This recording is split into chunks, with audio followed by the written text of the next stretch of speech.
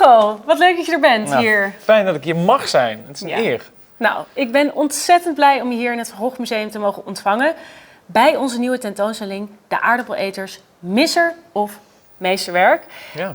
En je weet al wat er aan zit te komen. Ik ga natuurlijk straks aan het eind aan jou vragen of je De Aardappeleters een misser of een meesterwerk vindt. Dat vind ik een pittige vraag om er al mee te beginnen. Maar die houden we dan tot het laatste. Dat is prima. Ja, nee, dat is Wie goed. ben ik, zou ik zeggen, maar ik ben benieuwd. Nou, ik denk het wel, want ik ga je dus nu even rondleiden door de tentoonstelling. En ik denk dat je daarna toch wel wat meer weet en best antwoord kan geven op die vraag. Dat hoop ik tenminste, als ik mijn werk goed heb gedaan. Nou, let's go. Ik heb er echt zin in. Maar eerst even De Aardappeleters in het kort. De Aardappeleters is een schilderij van Vincent van Gogh. Hij maakt dat in Nederland, eigenlijk tijdens de eerste helft van zijn carrière. En hij woont dan in Nune, dat is een dorpje in Brabant. Dat ken ik heel goed. Oh, jij kent dat? Ik heb daar serieus gewerkt. Niet? Ja, echt waar. Ik heb op een gekke manier een soort... Mijn paden zijn gekruist met Vincent van Gogh. Dus Nou. Nune, Eindhoven, Tilburg. Dat zijn echt de steden waar ik heb gewoond, gewerkt en waar ik geboren ben. Dus ik sta hier gewoon naast een echte Brabander. Zeker, 100%. Nee, en ja, Nune heb ik nog niet zo heel lang geleden zelfs nog gewerkt. Wat goed. Dus dan heb ik les gegeven in koken. Dus Nee. dat is, nou ja... Aardappels, alleen maar aardappels daar. hè? Alleen maar Zo. aardappels. Nou, maar jij weet dus waar het is. Ja. Nune, een klein dorpje in Brabant. Ja. En daar woonde hij bij zijn ouders. Hij was daar in 1883 gaan wonen. En zijn broer Theo vroeg hem in februari 1885, dus bijna 2 jaar later, vroeg hij hem van, hey, weet je wat jij eens moet doen? Jij moet een schilderij naar mij opsturen voor de Parijse Salon. Dat was de belangrijkste tentoonstelling voor beeldende kunstenaars in Parijs. Nou, die salon die ging op 1 mei open, dus Van Gogh zou dat never nooit halen. Dat was veel te krap, maar dat idee van zo'n schilderij om op te sturen aan Parijs, dat sprak hem ontzettend aan. Want Theo woonde toen al in Parijs. Theo woonde in Parijs, Oké. die was daar kunsthandelaar. En je zou dus denken, hè, Theo is kunsthandelaar, Van Gogh is schilder, Vincent is schilder. Dat is een goede match. Maar dat lukte nog niet zo goed. Dus was die salon nu een oplossing. Oké. Wat ging Van Gogh doen? Hij besloot om alsnog zo'n stuk te gaan maken. Echt een ambitieus stuk om zich te kunnen bewijzen. En dat werd De Aardappeleters. En ik denk dat het dan nu tijd is om naar het eerste schilderij van de tentoonstelling te kijken. En dan vallen we eigenlijk gelijk met ons neus in de boter. Want je zult misschien denken, wat heeft dit met De Aardappeleters te maken? Ik herken het nog niet, maar ik kijk wel, het is Nune. Ja, Toch? ja, zeker. Nee, het is Nune.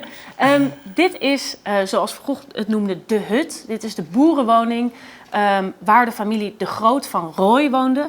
En hier binnen heeft Van Gogh De Aardappeleters Maar geschreven. dit is wel de setting. Dit is dus de het setting. interieur is de setting van de aardappel. Zeker, precies.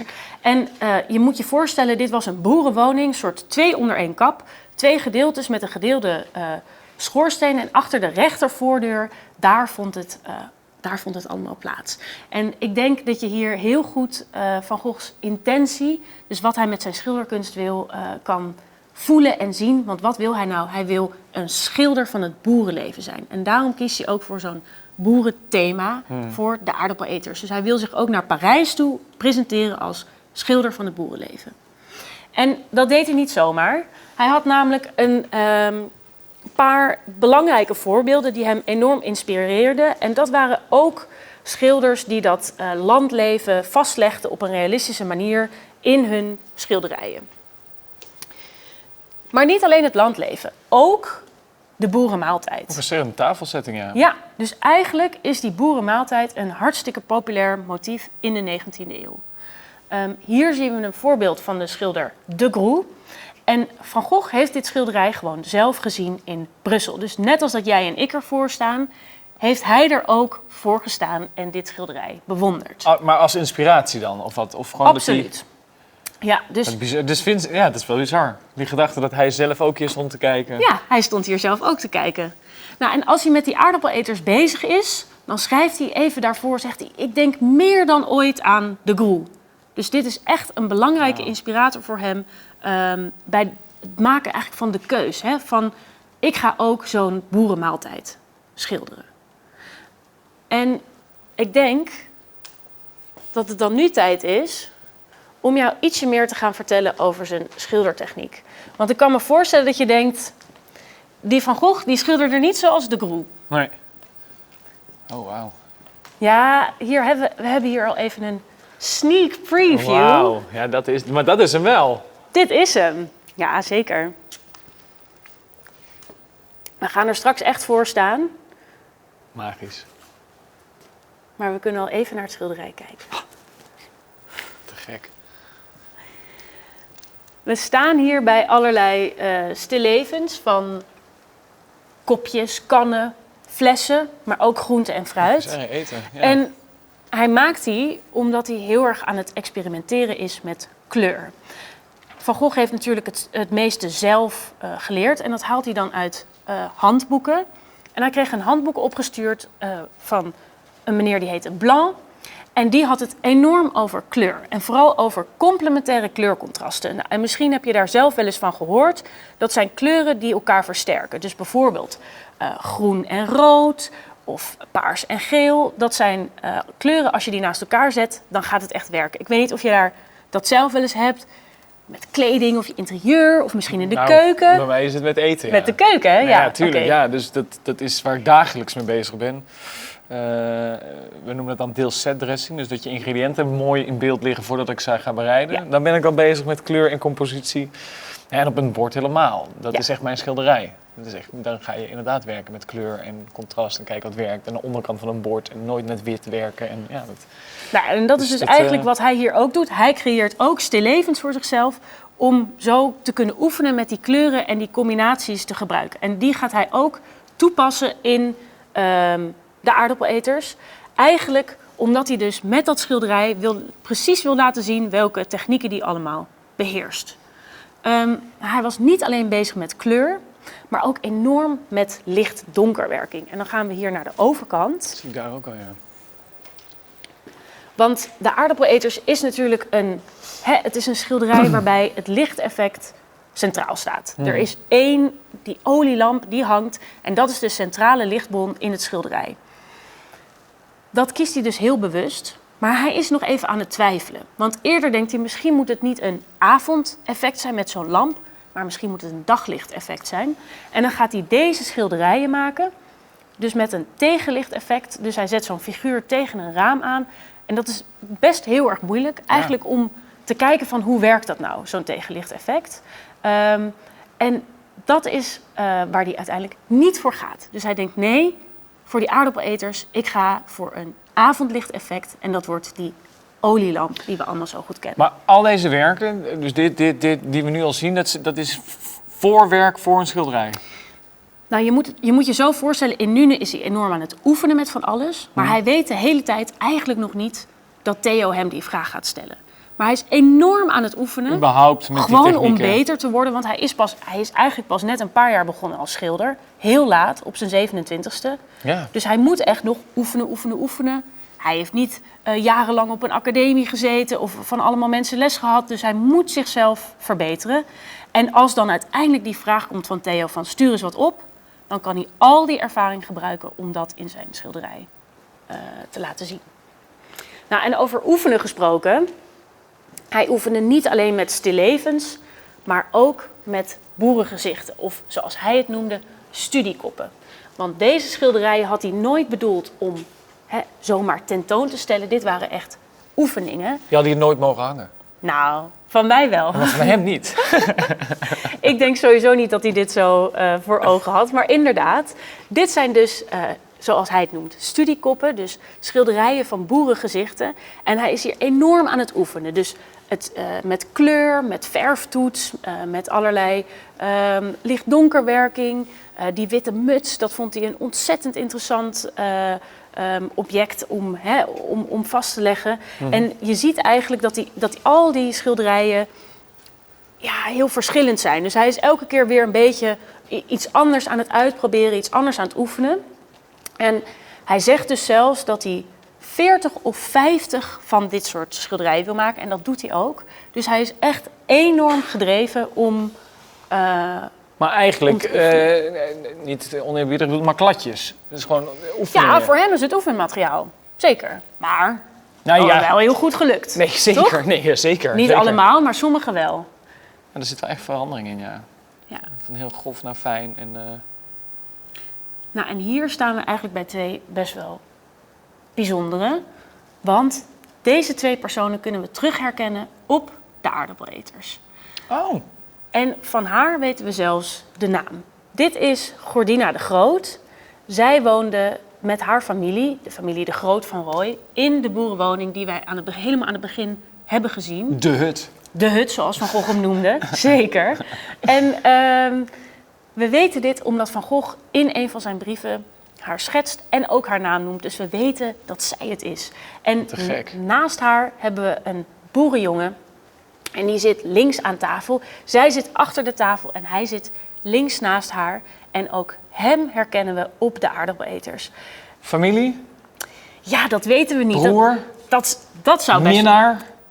Ja, dat weten we niet. Weten we niet. Dat weten we niet. Kijk, we weten dat die familie in die hut woonde. Ja. We weten dat Gordina op het schilderij staat. Maar voor hetzelfde geld was het net een andere jongen die binnenliep. Ja. Die even kwam poseren. Zeker weten doen we het niet. Maar er is natuurlijk wel grote kans dat ze familie van elkaar zijn. Nou, ze lijken wel op elkaar, vind ik. Ja, ik vind ze ook wel op elkaar lijken. Toch? Maar ik vind er wel meer op elkaar lijken. Maar dat kan Nou, misschien was het wel één familie. Ja, kan. Nee, kan. Dat kan gewoon. Zullen we het nooit weten. Nee, ik denk dat als we het nu nog niet weten, dan komen we Maar is er er niet wel... Natuurlijk, daar is heel veel onderzoek naar gedaan, neem ik aan. Of Ja. niet? naar Van Gogh wordt Nee, ja, nee, maar ook ontzettend naar veel- de Nee, personen absoluut. op de schilderijen. Heel veel onderzoek. Ook in Nuenen wordt er heel veel onderzoek gedaan. Dus dat is allemaal uitgezocht. We weten precies wie er in die hut woonde, welke familie dat was, welke leden van de familie. Maar of die nou op het schilderij staan, alleen Gordina weten. Gordina weten we, dat klopt. Oké. Hier staan we bij een schilderij, En dit lijkt er al wel flink op. maar het is er nog niet. Nee, hij is een beetje klein. Hij is een beetje klein, dat klopt. En Dit een is- beetje ruw. Ja, een beetje ruw, hè? Dit is een studie voor de aardappeleters. Dit is een olieverfschets als voorbereiding op het echte schilderij. En waarom maakt hij nou eerst een olieverfschets? Dat is voor Van Gogh best een ongebruikelijke werkwijze.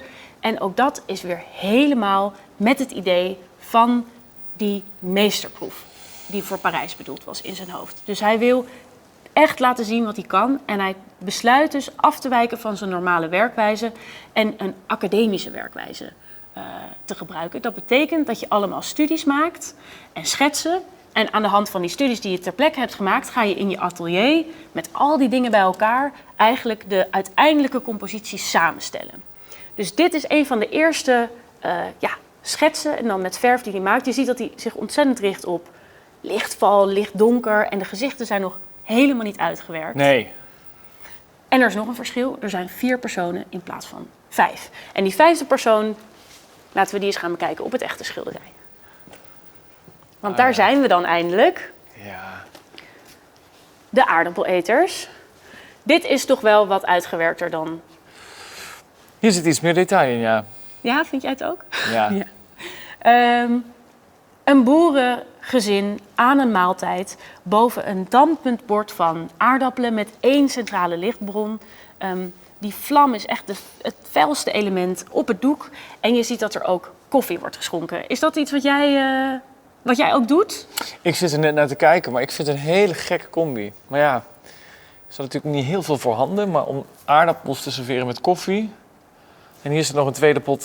Ja, er staat er Die nog... staat alweer klaar? Die staat al klaar. Ja, vind Nou, ik gekkig. Maar Waarschijnlijk heeft Van Gogh dit toegevoegd voor extra levendigheid. Hè. Zo kwam er een extra handeling bij. Maar we hebben ook uitgezocht dat het helemaal niet zo gek was. Want eigenlijk werd er op het platteland de hele dag door koffie gedronken. ook bij de avonddish?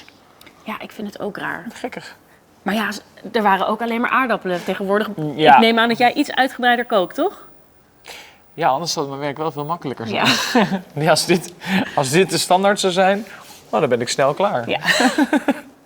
Nou, en wat je eigenlijk ziet, is dat hij zich enorm heeft geconcentreerd, wat ook logisch is, hè, op de gezichten. Ja. Dus die zijn echt super goed gelukt. En ook de handen heeft hij zich heel erg op geconcentreerd. Verder probeert hij heel goed dat eenvoudige interieur, dat Brabantse interieur vast te leggen. Want eigenlijk is het belangrijkste voor hem de boodschap van het schilderij. Hij wil de rauwe oprechtheid van het boerenleven tonen en het niet idealiseren zoals andere schilders deden, maar juist in alle eerlijkheid tonen aan de mensen. En dit was ook echt, hij wilde zichzelf dus ook presenteren als schilder van het boerenleven in Parijs. En dat is Gordina, toch? Dat is Gordina, dat klopt. En naast haar dus de boerenjongen. Ik denk dat ik erachter ben. Ja. Ik denk namelijk toch hè, dat het geen familie is. Dit is gewoon een affaire. Ah, Ik zie, als je goed in haar ogen kijkt, denk ik toch, die ziet hem wel zitten. zij heeft wel een blik. Die denkt wel van, die prikt in die aardappel, maar ondertussen kijkt ze gewoon naar hem. Dat Er klopt. is een blik. Er is wat aan de gang daar. Ja, Sowieso zie je Dan dat heb ze je allemaal antwoord. een beetje gek kijken. dan heb je antwoord. Ja, ik heb het antwoord. opgelost. Nee, dat is fijn. We gaan het op het bordje erbij. Minnaar van Gornina. We zetten het Is erbij. oké. Erg bijzonder. Mooi, hè? Dit vind ik ook wel een gekke positie, hoor. Van dat meisje. Ja, dat heeft Van Gogh heel slim gedaan. Zij trekt jou echt de voorstelling in. Dus doordat zij zo met je rug naar je toe staat, krijg je een soort effect dat je erin wordt gezogen. Heel slim eigenlijk. Maar hij lijkt ook wel later toegevoegd of zo. Dat gevoel heb ik heel erg als ik hier naar kijk. Ja, ik denk vooral die damp rond haar gezicht, die vind ik heel knap. Ja. Hè, dus sowieso, het is een kleiner meisje. Ze staat een beetje onhandig. Ja. Maar ik denk ook, ze blokkeert het gewoon een beetje. Ja. Maar Van Gogh laat heel slim nog net die aardappelen en de koffie ertussen uitkomen. Ja. Nou, en het hangt hier op geel. Dat komt omdat Van Gogh zelf zei tegen Theo, je moet het op een gouden of gele toon laten zien. En dat is eigenlijk, hij is dus ook heel erg bezig met de presentatie. Ja. En daar ga ik zo wat meer over vertellen, want Van Gogh was best wel bezig met een beetje marketing. Beetje commercieel. Een beetje commercieel. Beetje commercieel denken. Maar zo meer erover. Maar eerst gaan we even naar, toch wel het pareltje uit de tentoonstelling. Oh, wauw. Echt mijn favoriete object uit deze tentoonstelling. Zijn schetsboekje uit Nune. Dit is echt zo'n schetsboekje. Je kan je voorstellen dat hij het gewoon in zijn achterzak had zitten. Overal mee naartoe nam. En ook hier weer een boerengezicht. Dus van opzij en van voren geschetst. En als je je toch bedenkt dat hij dit gewoon op zak had. Bizar, hè? Dan kom je zo dicht bij de kunstenaar. Dat is toch wel, ik vind dat altijd heel erg bijzonder. Gewoon bijna zijn letterlijke vingerafdruk met Ja? potlood zit in het boekje gewoon. Ja. Prachtig. Leuk, hè? Is het boekje vol? Het boekje is niet helemaal vol, er zijn ook lege pagina's. Maar er is nog veel meer te zien. Maar ja, we kunnen natuurlijk maar 1 plaatje tonen. Maar op het internet kan je het Ze willen allemaal het niet vinden. uit elkaar halen. Nee, hij moet zo blijven natuurlijk. Ja. Het moet wel echt een boekje blijven. Echt gaaf, zeg. Mooi, hè? Prachtig. Nou, en we staan hier eigenlijk bij een muur vol met tekeningen.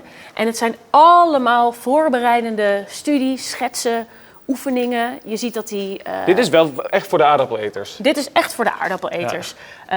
Je ziet hier prachtig een briefschets die hij in een brief aan Theo maakt. Dus hij houdt zijn broer ook heel erg op de hoogte van zijn vorderingen. En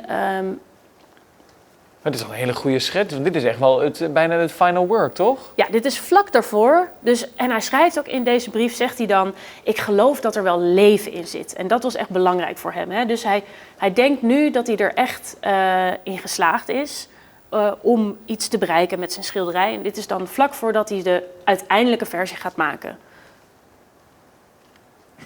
En je moet je ongeveer voorstellen dat het een maand duurde, dus met vanaf het eerste moment dat hij aan Theo zegt van ik heb een idee voor boeren rond een schotel aardappels, tot het opsturen, zit ongeveer een maand tussen. Hij heeft een maand aan het werk gewerkt. Ja. Nou, Dat is toch relatief snel? Of niet? maar Van Gogh maakt later in zijn carrière ook gewoon een schilderij op een dag. Oh, oké. Dus dit was wel, hier heeft hij Dus echt dit wel... was wel echt een voorbereiding, studie, schetsen. Want hier zie je ook, hè, handen met kopjes, handen met een vork of Ja, die iets in de staat er ook op. hand. We zien dat hij zelfs de klok Ja, uit het schilderij en de klomp met bestek, die heeft hij helemaal voorbereid. Nou, dat is niet heel erg gebruikelijk voor Van Gogh. Dat hij zo op de de details, ketel. de ketel, dat is best wel een hele bijzondere benadering voor hem.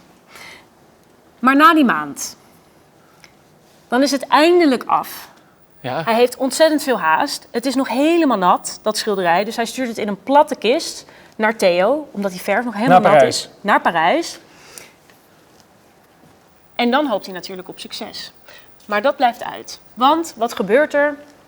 Het schilderij wordt niet zo goed ontvangen als hij hoopte. Oké. Het palet is te donker.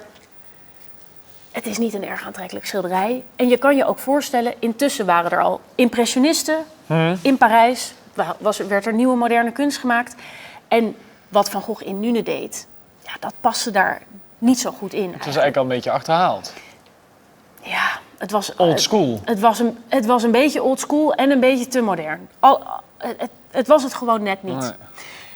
En ik zei al even, hij dacht ontzettend na over zijn presentatie en zijn marketing. Want hij deed nog iets. Hij had dit gemaakt. Dit is een lithografie, dat is een prent. En daar had hij 50 afdrukken van gemaakt. En die maakte hij al voordat hij het uiteindelijke schilderij af had. Eigenlijk om als soort van flyer of marketingcampagne Echt? aan Theo op te sturen. Zodat hij met allerlei kunsthandelaren overal dit kon geven. Dat was het idee. En Zo van, opsturen. Het komt eruit. Het is gewoon, Dit komt is gewoon eraan. het is gewoon reclame maken inderdaad. Ja, precies. Het is wel in spiegelbeeld. Precies, het is gespiegeld. En ja, dit doet dit schilderij natuurlijk niet echt eer aan. Nee. Zo Gordina deze. kijkt hier ook niet vrolijk. Nee, ik vind het. Ik ben het helemaal met je eens. En Theo zegt ook, nou, ik vind dit wel wollig. Ja. Ik denk dat dat een beetje een aardig gekozen woord is. Of wat bedoelt hij nou precies? Maar hij is in ieder geval, men is niet heel positief hierover. Hij stuurt deze op naar een van zijn allerbeste vrienden.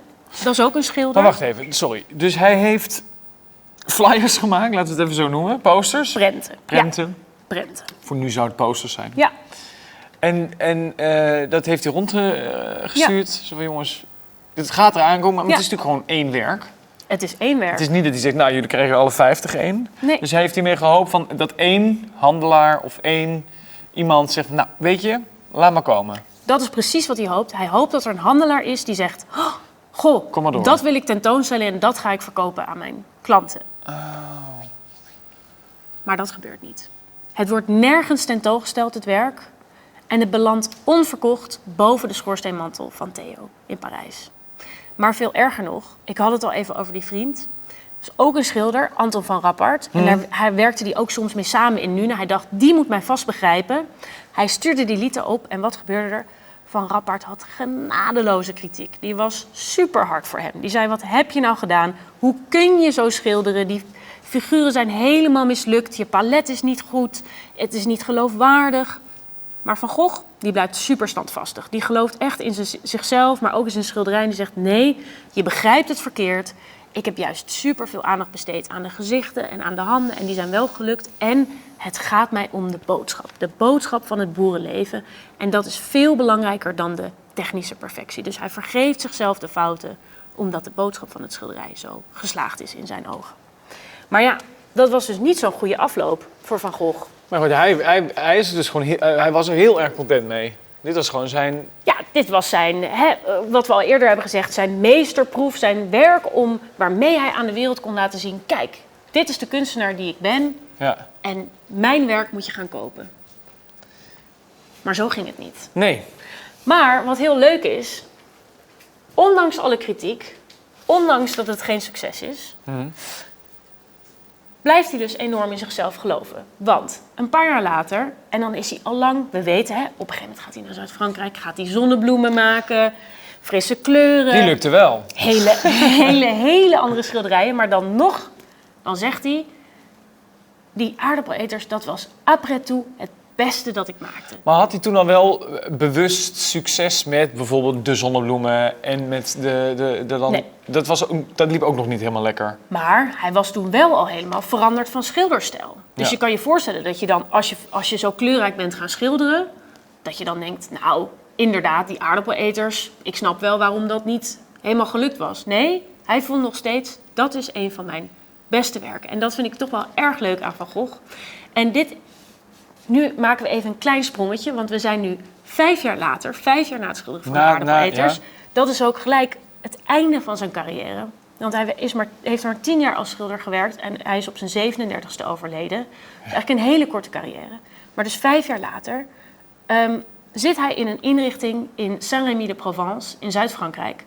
En daar besluit hij om het boerenmotief eigenlijk weer op te pakken. Hij heeft heimwee. Hij wil weer terug naar Brabant. Ik weet niet of jij wel eens heimwee hebt naar huis. Dat je denkt, Moet ik ja zeggen nu, hè? Nou, dat hoeft niet. Nee, ik zit hier wel prima in Amsterdam, Ja. maar ik kan genieten van een weekendje Brabant. Nou, precies. Nou, Ik was afgelopen weekend nog. Nou, kijk. En Van Gogh was al 5 jaar niet in Brabant geweest.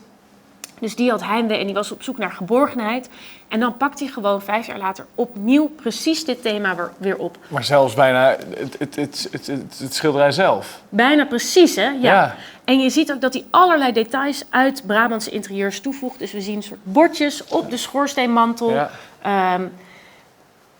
Hij heeft dit nog helemaal in zijn hoofd zitten. En hij vraagt ook aan Theo en aan zijn moeder om tekeningen uit die tijd op te sturen. Maar dan zie je eigenlijk hoe belangrijk... Hij laat het gewoon niet los. Nee, hij laat het niet los. En hij denkt zelfs, misschien moet ik nog wel een nieuwe versie maken. Want je ziet ook aan deze tekeningen, hij heeft ontzettende ontwikkeling doorgemaakt qua stijl.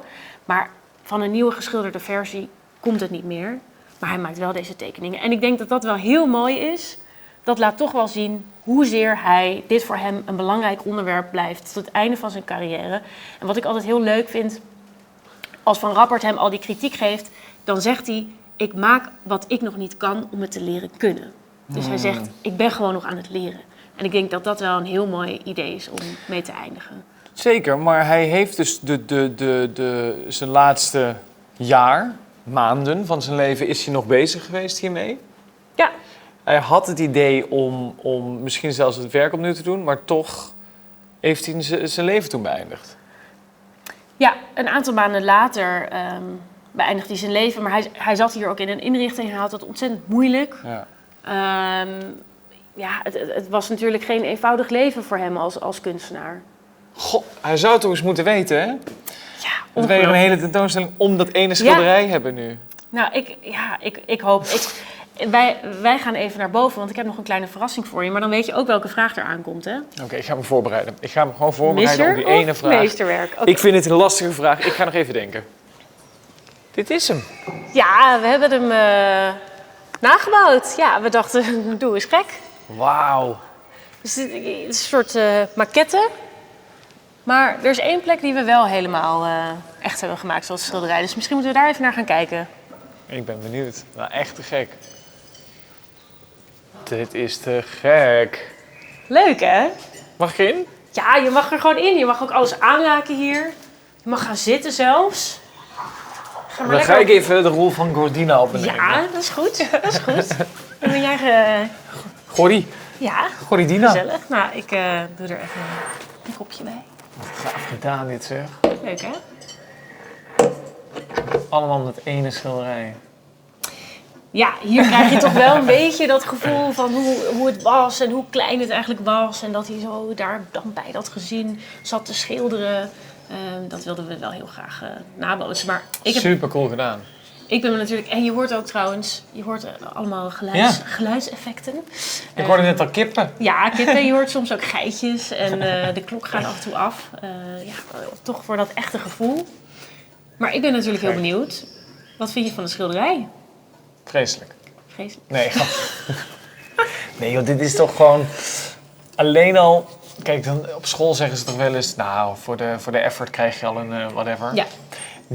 Deze man heeft misschien wel dit zijn levenswerk gemaakt, weet je wel. Dit is een schilderij wat echt gewoon... Waar een voorstudie, zelfs een nastudie en nog een prikkel kwam... toen hij 5 jaar later alsnog dacht... Het is mijn beste werk. Dus tuurlijk is dit een meesterwerk. Ja, ik ben er met je ze mogen eens, ervan maar... vinden wat ze vroeger ervan vonden. Maar nee, dit is een absoluut meesterwerk. Oké, leuk. En een waanzinnige tour. Ik vond het echt super gaaf om dit te zien. Nou, dan mag je nog een keer terugkomen als je het een meesterwerk vindt. Ja, echt. Nee, ik vond het echt gaaf. En ik kijk anders naar Nune. Leuk. En ik heb daar veel gefietst. En dat heb ik wel ooit geweten van... Daar was Vincent van Gogh en daar heeft hij gewoond. Maar nu ik dit allemaal zie en zelfs ook de luchten zie van Nune, denk ik, wauw, ja, het is wel toch wel gaaf om nog een keer heen te gaan. Superleuk. En ik ga hier ook zeker nog een keer heen. Ja, en ik zal natuurlijk iedereen aanraden om hierheen te gaan. Het is een waanzinnige expositie. Het was zo leuk om hier rond te leiden. Ik vond het echt een feest. Dus ik ook. Kom vooral een keer terug. Kom, pak het kopje vast. Ja, ik kijk even verliefd naar mijn minnaar. Ja. Ja, dit is hem. Ja. Super bedankt. Echt leuk. Leuk. En tot snel. Zeker, gaan we doen. Ik ga lekker aardappels eten vandaag. Ik heb inspiratie. Het wordt aardappels vanavond. Met koffie? Met koffie.